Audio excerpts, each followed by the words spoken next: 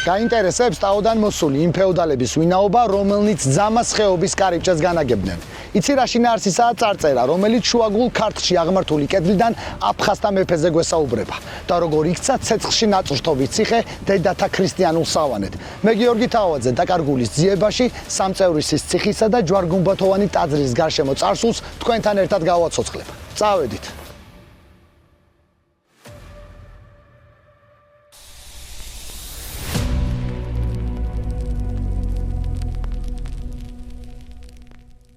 მოგესალმებით, მე გახლავართ გიორგი თავაძე, ხოლო თქვენ კი უყურებთ ჩვენ ისტორიულ პროექტს დაკარგულის ძიებას. ვინც წინამდებარე სიუჟეტებს თვალს ადევნებდით, გემახსოვრებათ, რომ გიჩვენეთ მაღალაანთ კომპლექსი და იკვის წმინდა გიორგის სამლოცველო. სწორედ ამ გადაღებების შემდეგ ჩვენი და გოგას გზები გაიყო. ეს რა თქმა უნდა ხუმრობით, გადაუდებელი საქმეების და გამო ჩვენს მეგობარს და უღალატო ექსპედიციის წევრს გოგას მოუწია თბილისში დაბრუნება, მე და ოპერატორმა ზაზამ კი გზა ჩვენი სამშობლოსკენ სურამისკენ გავაგზავნეთ. ახლა ამ დილით ვიმყოფებით სწორედ სურამში და ვაპირებთ წავიდეთ ერთი საკმაოდ საინტერესო ძეგლის გადასაღებად, რომლის ვინაობასაც რა თქმა უნდა გზა და გზა გაგიმხელთ. ახლა ის დღე დაგვრჩენია, დავიძრათ ამ ხუროთმოძღვრული ძეგლისკენ და გიჩვენოთ თქვენ მისკენ მიმავალი გზა. წავედით.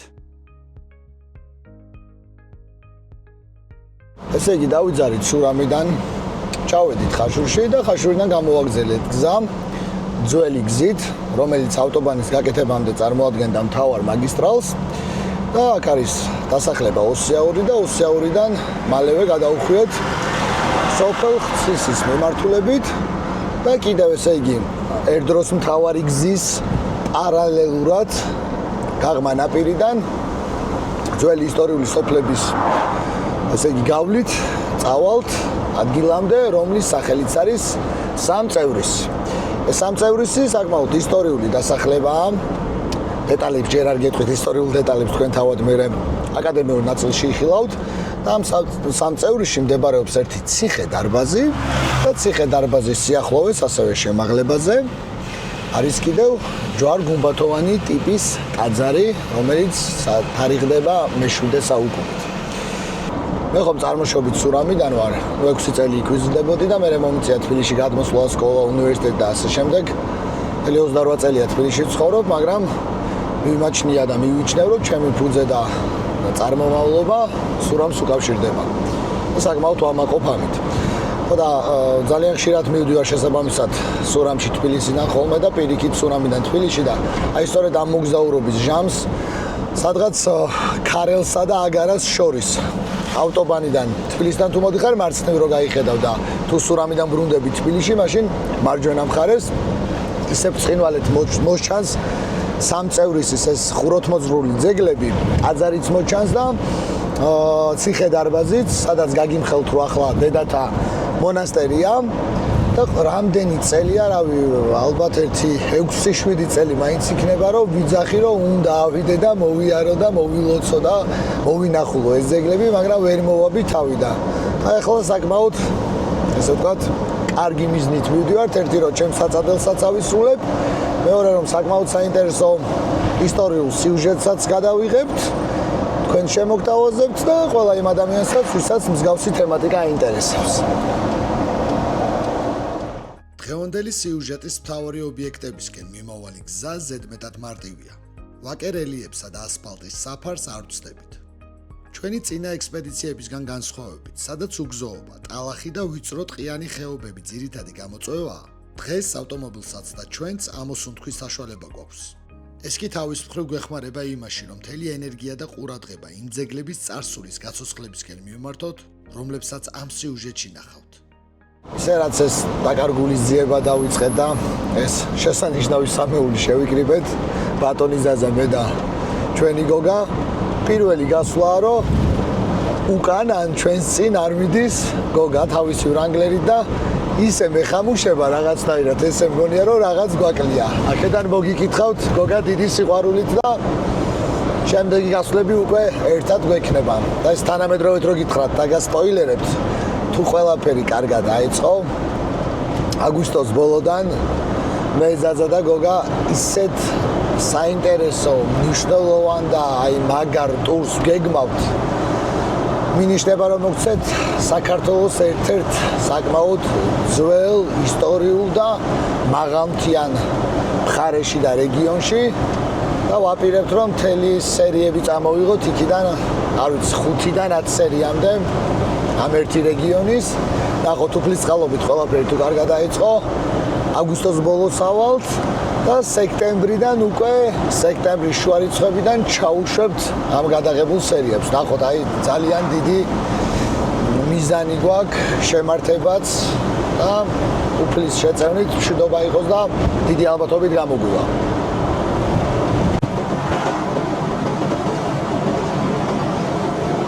სულ რაღაც 20 წუთიანი მგზავრობის შემდგომ მივადექით სამწევრისის ისტორიულ ნაგებობებს, რომელნიც მდებარეობენ იქ, სადაც მდინარე მტკვარი და ძამა ერთმანეთს ერთვიან.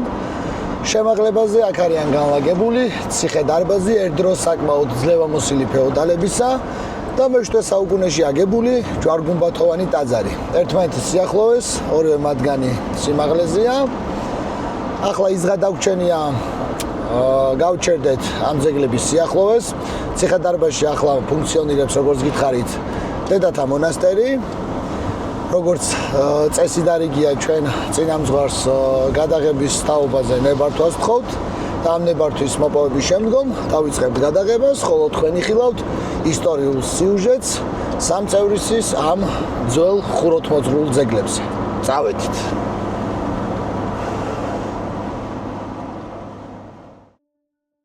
შიდა ქართლში, აგარასა და ქარელს შორის, იქ სადაც მდინარე მტკვარი, მდინარე ძამას უერთდება, აღმართულია ქართული ხუროთმოძღვრების ორი უმნიშვნელოვანესი ძეგლი: გუმბათოვანი ტაძარი და ციხე-დარბაზი.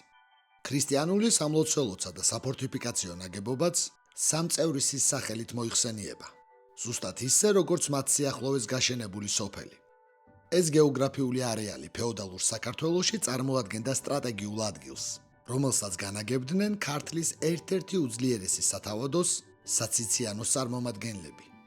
ციციშვილი ასე ჟღერდა ის გვარი, რომელსაც სამწევრისის ციხის ბატონ-პატრონები ატარებდნენ, მაგრამ აქვე გეტყვით იმასაც, რომ მათ გამოჩენამდე აქაურობას სულ სხვა წარჩინებულნი განაგებდნენ.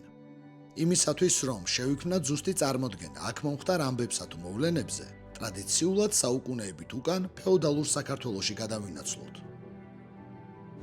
დასახლება სამწევრისი, რომელიც დღემდე მოქმედი სოფელია, პირველად ჩვენამდე მოღწეულ ისტორიულ წყაროებში მე-14 საუკუნის მდგომარეობით ჩნდება, მაგრამ ის ბევრად ხანდაზმულია.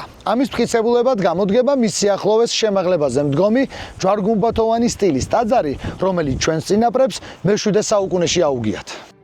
სამწევრისის წმინდა გიორგი თავისუფალი ჯვრის ტიპის ჯვარ-გუმბათოვანი ნაგებობაა. და შესაბამისად გეგმის ჯვრისებრი მოხაზულობა მკაფიოდაა გამოვლენილი როგორც ინტერიერში, ასევე გარე მასებშიც. მცირე მასშტაბის, მაგრამ საოცრად დახვეწილ ტაძრის აღმოსავლეთ ფასადზე ერთი საინტერესო ასომთავრულით შესრულებული წარწერაა შემორჩენილი, რომელიც ეკლესიის აგებიდან დაახლოებით 2 საუკუნის შემდგომ უნდა ამოეკვეთათ. უფრო ზუსტად რომ გითხრათ, გასულ მე-20 საუკუნის პირველ ნახევარში სამწევრისის ტაძარზე მომუშავე მეცნიერთა ძალისხმევით გაშიფრული იქნა ასომთავრულით შესრულებული წარწერა, რომელიც თარიღდება 912-913 წლებით. თანამედროვე სიტყვებით რომ გითხრათ, მინაწერი გვიყვება ხეობაში საირიგაციო, ესე იგი სარწყავის სისტემის მოწყობაზე, მდინარე ძამას წყლით. ხოლო ამ ყველაფრის სულის ჩამდგმელთა შორის მოხსენიებულნი არიან კონსტანტინე აფხაზთა მეფე, სამწევრისის ტაძრის მამამთავარი დომნინოსი და ვინმე გიორგი თუილოს ძე. ესე იგი გადაჭრით შეგვიძლია ვთქვათ, რომ მე-10 საუკუნის დასაწყისში, როდესაც მცნება ერთიანი საქართველო ჯერ კიდევ არ არსებობდა, აქ დასავლეთ საქართველოს, ესე იგი აფხაზეთის სამეფოს ძალაუფლება ვრცელდებოდა. ხოლო საფიქრებელია, რომ იმჟამინდელი სამწევრისისა და მისი შემოგარენის ფეოდალს ვინმე თუილოს ძენი წარმოადგენდნენ. მტკვრის კიდესა ზედა არციხე სამწევრის დიდი, შიგ ეკლესიითა კეთილშენი. ეს აღწერა ეკუთვნის მე-18 საუკუნეში მოღვაწე ქართველ ისტორიკოსა და გეოგრაფს ვახუშტი ბატონიშვილს. მიუხედავად იმისა, რომ ქართული საისტორიო წყაროების თანახმად ეს ციხე ასპარეზე მე-14-მე-15 საუკუნეთა მიჯნაზე გამოდის, აქ მომუშავე მეცნიერებს აქვთ მოსაზრება, რომ სამშენებლო ფენების მიხედვით ამ ადგილზე ციხე-სიმაგრე ჯერ კიდევ მე-10 საუკუნეში უნდა მდგარიყო. სანამ უშუალოდ ციხე-დარბაზზე საუბარს განვაგრძობდე, კიდევ ერთხელ შევეხები ჯვარგუმბათოვან ტაძარს და გეტყვით, რომ მისმა კედლებმა გარდა მე-10 საუკუნის წარწერისა, ასევე შემოინახა კიდევ ერთი, შედარებით უფრო გვიანდელი, მე-15-მე-16 საუკუნეთა მიჯნაზე გაკეთებული მინაწერი, რომელიც შემდეგნაირად ჟღერს. მეორედმა შენებელსა ფანასკერტელს მერაბს შეუნდვეს ღმერთმან. ზედამდეგს ცოდვილს საბას შეუნდვენ ღმერთმან. ამ წარწერაში მოხსენიებული მერაბ ფანასკერტელი წარმოადგენს ტაძრის განმაახლებელს, ანუ ხელახლა მაშენებელს. ასევე მისი ბრძანებით აუგიათ აგურით შემკული ის პატარა შენობაც, რომელსაც თქვენ ახლა კადრში ხედავთ და რაც საგვარეულო საძვალეს, ესე იგი ექვტერს წარმოადგენს. ამას გარდა ზემოთ ჩამოთვლილი აღმშენებლობითი პროცესების შემდგომ სამლოცველო უკურთხებიათ წმინდა გიორგის სახელზე. მანამდე ეკლესია ჯვრის სამების სახელობის ყოფილა, დათქმულების თანახმად სამწევრისიც ამიტომ დარქმევია აქაურობას. გარდა ამისა არის კიდევ ერთი გადმოცემაც, რომლის მიხედვითაც სოფელში ჟამიანობის დროს მაცხოვრებელთაგან მხოლოდ 3 წევრი გადარჩენილა და მას მერე აქაურობას დარქმევია სამწევრისი. ლეგენდებსა და თქმულებებს რომ თავი დავანებოთ და მივუბრუნდეთ ტაძრის კედელზე შესრულებულ გვიანი შუა საუკუნეების რელიეფურ წარწერას, საყურადღებოა ფეოდალის სახელითა და გვარით მერაბ ფანასკერტელი.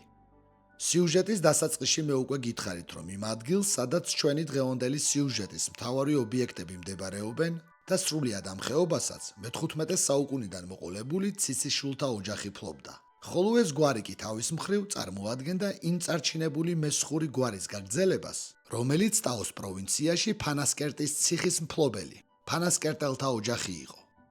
ასე ამგვარად სამხრეთელი ფეოდალი ზაზა ფანასკერტელი მე-15 საუკუნეში დამკვიდრდა ქართლში და სათავე დაუდო ციციშვილთა სათავოდო სახლს საციციანოს.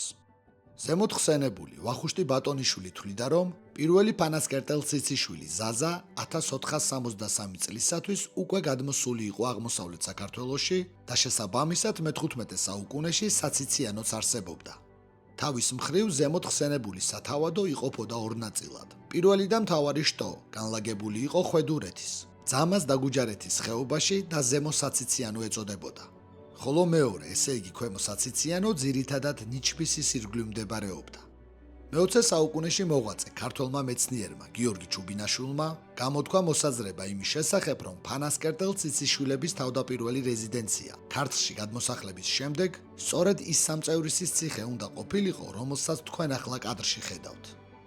ბუნებრივია, რომ ახალ სამშობლოში დამკვიდრებულ ფეოდალებს პირველ რიგში უნდა ეზრუნათ მყარი სამხედრო საყრდენის შექმნაზე, რომელიც დაიცავდა მათ უსაფრთხოებას და ასევე განამტკიცებდა მათ ხელისუფლებას. ჩუბინაშვილი წერდა, რომ სამწევრისის ჯვარგუმბათოვან ტაძრის წარწერაში დასახელებული სამლოცველოს ხელახლა მაშენებელი მერაბი სხვა არავინ უნდა ყოფილიყო თუ არა მე-15-მე-16 საუკუნეთა მიჯნაზე მოღვაწე ზაზა ფანასკერტელ ციციშვილის ძე. ჩუბინაშვილი მერაბ ციციშვილის მიერ ტაძრის შეკეთებას იმ წმინდა ადგილზე ზრუნვად მიიჩნევდა, რომელიც უშუალოდ ფეოდალის ოჯახის მუდმივი საცხოვრისის, ესე იგი ციხე-სიმაგრის მეზობლად იყო განთავსებული. სამწევრისის ციხე საციციანოს საფორტიფიკაციო ქსელში საკმაოდ მნიშვნელოვანი რგოლი იყო. იგი აკონტროლებდა ძამას ხეობაში შემომავალ გზას, რომელიც ფეოდალურ საქართველოში საკმაოდ მნიშვნელოვან მაგისტრალს წარმოადგენდა. თუ მტერი მტკვრის ხეობიდან ეცდებოდა ძამას ხეობის სიღრმეში შემოჭრილიყო, პირველ დარტყმას სწორედ სამწევრისის ციხე იღებდა და ამას საკმაოდ თავგანწირვითაც ასრულებდა. მართალია ძამას ხეობას ქვეყნის მთავარი მაგისტრალი არ მიჰყვებოდა, მაგრამ ის მაინც მნიშვნელოვან გზას წარმოადგენდა. ამაზე კარგად მეტყველებს დღემდე მოღწეული 1662 წელს შექმნილი დოკუმენტი, რომელიც იმჟამინდელი ქართლის მეფის ვახტანგ მეხუთე შაჰნავაზის მიერ არის შედგენილი. ამ უკანასკნელში საუბარია ძამას ხეობაში მიმავალ გზაზე, როგორც თრიალეთის გაღმამდებარე დასახლებებისა და მტკვრის ხეობის მთავარ დამაკავშირებელ არტერიაზე. ბაგრატიონი მონარქი სამართლებრივ დოკუმენტში ხაზგასმით აფიქსირებდა, რომ აღნიშნული მარშრუტის დაცვაზე უნდა ეზრუნა როგორც ადგილობრივ ფეოდალს, ასევე თავად მეფესაც. რაც შეეხება სამწევრისის ციხე-დარბაზს, როგორც უკვე ზევით აღვნიშნეთ, უსაფრთხოებისა და თავდაცვის საქმეში ის ხეობის ერთ-ერთ უმნიშვნელოვანეს გუშაკს წარმოადგენდა. მე-17 საუკუნიდან მოყოლებული ფანასკერტელ ციციშვილებმა თავიანთი პირველადი რეზიდენცია სამწევრისიდან ძამას ხეობის სიღრმეში, ძოვრეთში გადაიტანეს. აღნიშნული ფაქტი გამოწვეული იყო შეცვლილი პოლიტიკური და სტრატეგიული ვითარებით. უფრო ზუსტად რომ გითხრათ, მტრის მუდმივმა შემოსევებმა და ამას დამატებული ლეკიანობამ აუცილებელი გახადა მთავრის, ესე იგი სენიორის ყოფნა საკუთარი სამფლობელოს შედარებით ცენტრში, საიდანაც მამულების დაცვა უფრო მობილურად ხდებოდა. მიუხედავად იმისა, რომ სამწევრისი საფორტიფიკაციო ნაგებობა მე-17 საუკუნიდან მოყოლებული აღარ წარმოადგენდა აქაურობის ბატონ პატრონთა უმთავრეს სამყოფელს, ის მაინც ინარჩუნებდა თავის უდიდეს სტრატეგიულ მნიშვნელობას და რჩებოდა ხეობის მტკიცე გუშაგად. მე-18 საუკუნის მიწურულისთვის ქართველი მეცნიერი და საზოგადო მოღვაწე იოანე ბატონიშვილი წერდა, რომ განსხვავებით ძამას ხეობის სხვა სოფლებისგან, სამწევრიში მოსახლეობა შენარჩუნებული ყოფილა, რაშიც უდიდესი როლი მიუძღოდა იქ არსებულ ძლიერ ციხესიმაგრეს. უნდა ითქვას, რომ თავდაცვითმა ნაგებობამ მე-19 საუკუნის დასაწყისამდე, ანუ იმ პერიოდამდე შეინარჩუნა ფუნქცია, სანამ ქართლ-კახეთის სამეფოსა და სრულიად საქართველოს ტერიტორიაზე არსებული სხვა სამეფო სამთავროებიც არ ჩაყლაპა რუსეთის იმპერიამ. ასე დარჩა მდინარე მტკვრისა და მდინარე ძამას შესართავთან შემაღლებაზე აგებული და საუკუნეთა მიჯნაზე სამშობლო სადარაჯოზე მდგომი ციხესიმაგრე სრულიად უფუნქციო ნაგებობად. 1940 წელს მომხდარმა ძლიერმა მიწისძვრამ კიდევ უფრო სავალალო მდგომარეობაში ჩააგდო როგორც ციხესიმაგრე, ასევე მის მეზობლად მყოფი მე-7 საუკუნეში აგებული წმინდა გიორგის ჯვარგუმბათოვანი ტაძარიც. ამ სტიქიიდან 10 წლის შემდეგ, კერძოდ კი 1950 წელს, იმჟამინდელი საქართველოს სოციალისტური საბჭოთა რესპუბლიკის კულტურისა და ძეგლთა დაცვის საზოგადოებამ არქიტექტორ ლევან ხიმშიაშვილის ხელმძღვანელობით ქრისტიანულ ხუროთმოძღვრების ძეგლს სარესტავრაციო სამუშაოები ჩაუტარა, რის შედეგადაც ტაძარს პირვანდელი სახე დაუბრუნდა. რაც შეეხება ციციშვილ ფანასკერტელთა ციხე-დარბაზს, ის წლების განმავლობაში რჩებოდა მიტოვებულ და ნანგრევებად ქცეულ შენობად, სანამ 2000-იანი წლების დასაწყისში მის კედლებში დედებმა არ დაიწყეს სამონაზვნო ცხოვრება. თუკი წინათ ძამას ხეობისკენ მიმავალ მტერს სამწევრისის კედლებიდან ჩვენი წინაპრები ცეცხლითა და מחვილით ხვდებოდნენ, დღეს აქ მოღვაწე დედები აღავლენენ წირვას იმ ღმერთის სადიდებლად, რომლის წყალობითაც გადავრჩით იქ, სადაც იმპერიებიც კი ქრებოდნენ. მე გიორგი თავაძე ვარ, ეს კი დაკარგული ძიებაა. გემშვიდობებით მომავალ სიუჟეტამდე, მომავალ შეხვედრამდე. დროებით.